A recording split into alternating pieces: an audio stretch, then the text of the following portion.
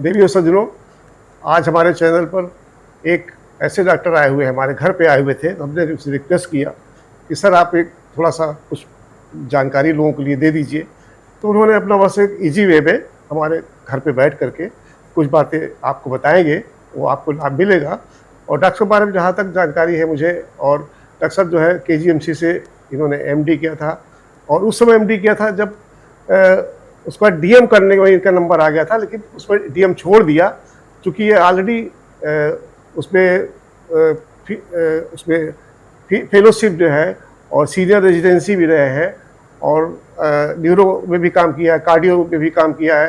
Doctor सरकार, doctor मित्रा, ऐसे बड़े बड़े महान लोगों के साथ आपने काम किया है। और डायबिटीज में जो वो होते हैं किडनी पेशेंट होते हैं, उन किडनी पेशेंट पे आपने 50 किडनी पेशेंट की बायोप्सी की और उनको काफ़ी करके राहत दिया, ठीक किया। उसी तरह से और आगे बढ़ते हुए आपको फेलोशिप ऑफ अमेरिकन से भी अवार्ड मिला है, और कोरोना के बीच में आपने फ्री में अपने घर पर भी बाहर और उसके बाद फ़ोन से भी काफ़ी लोगों को ये राहत पहुंचाते रहे, मदद करते रहे। फ्री ऑफ कास्ट इन्होंने किया। एक समाज सेवा का भी इनके अंदर वो जज्बा है, वो किया इन्होंने। और उसके बाद फिर जो है इनको अमेरिकन से, वहाँ से इनको एक अवार्ड होता है, उसका नाम है the year of award.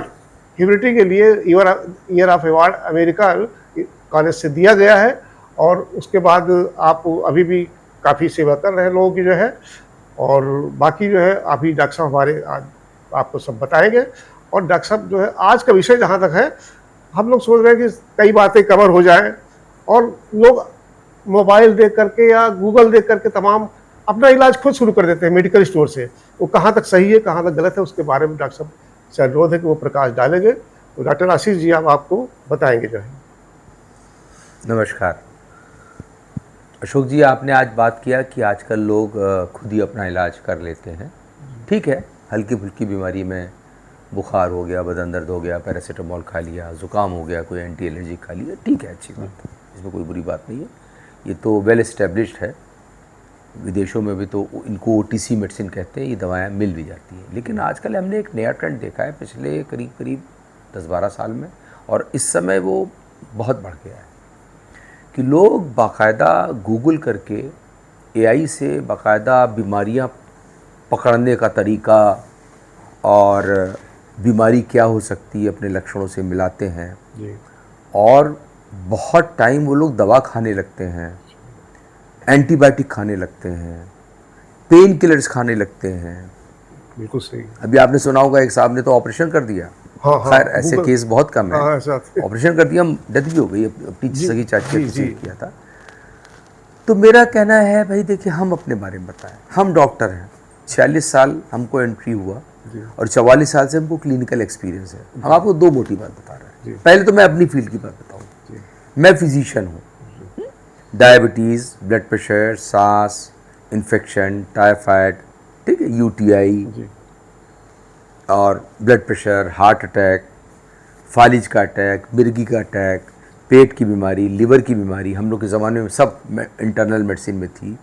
Skin की बीमारी भी थी, और हाथ पैर का जैसे लकवा हो गया, तो हम इसके डॉक्टर, इंटरनल मेडिसिन की स्पेशलिटी की, इम्यूनोलॉजी हो गई, गठिया हो गई।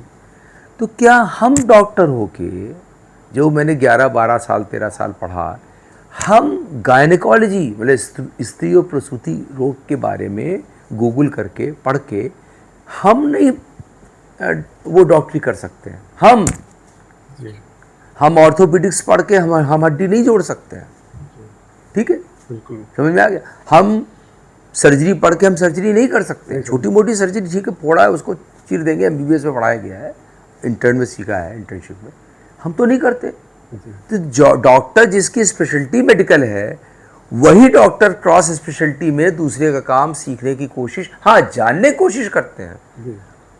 जानकारी होना अलग बात है, लेकिन उसको छोटा मोटा प्रैक्टिस में ऐसे लाना, भाई अच्छा तुमको बेटा ये प्रॉब्लम, यहाँ चले जाओ, लेकिन उसको दवा लिख देना, ठीक है, इमरजेंसी में कोई इमरजेंसी पड़ी आपने दे दिया, ठीक है, लेकिन उसको बाकायदा प्रैक्टिस करना तो निहायत, मतलब माफ़ कीजिएगा, हम अपने कह रहे हैं, अगर मैं कर रहा हूँ तो मैं तो बेवकूफ़ी का काम कर रहा हूँ।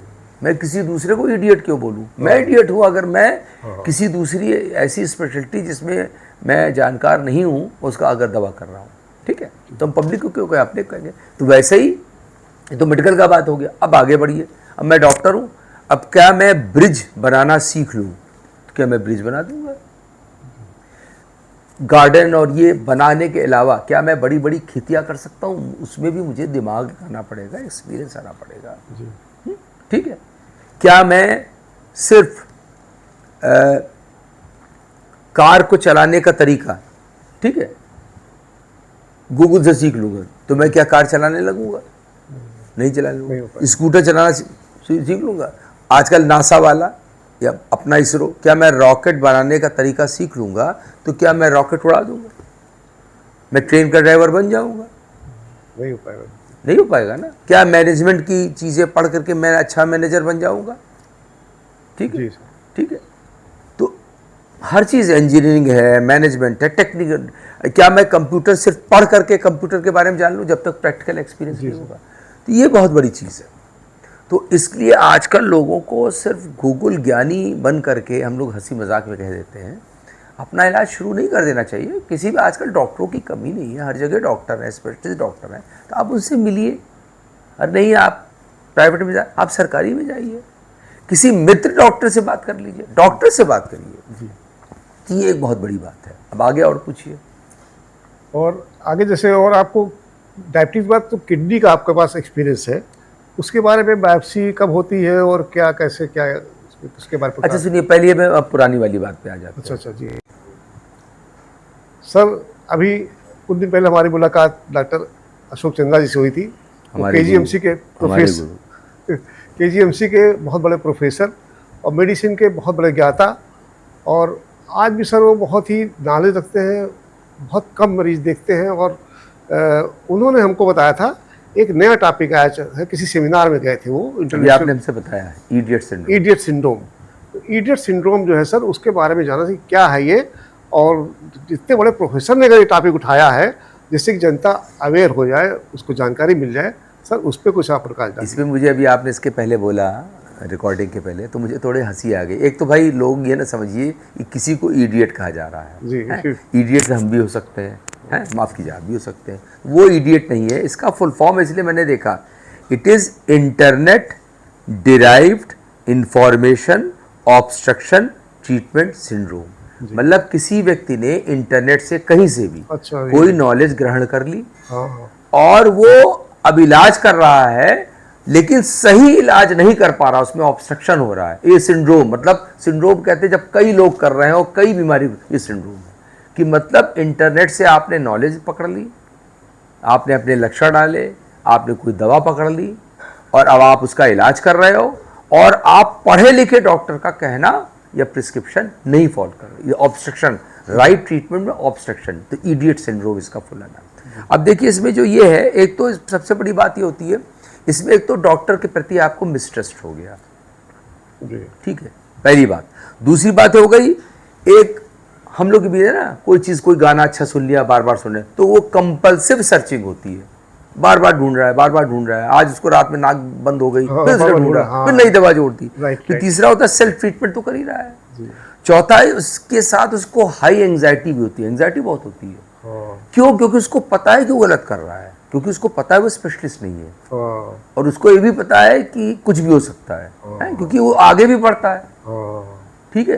तो इसको बोलते हैं। अब इसके बारे में देखिए, मैं आपको एक चीज़ बताऊं कि देखिए जैसे ज़ुकाम होता है, ठीक है, तो ज़ुकाम में चलिए आपने थोड़ी मोड़ी दवा खा ली, बुखार की दवा खा ली, एलर्जी की दवा खा ली, स्टिमुलेशन लिया, आप ठीक हो गए, लेकिन बाकी किसी दवा में आपके साथ दिक्कत भी हो सकती है,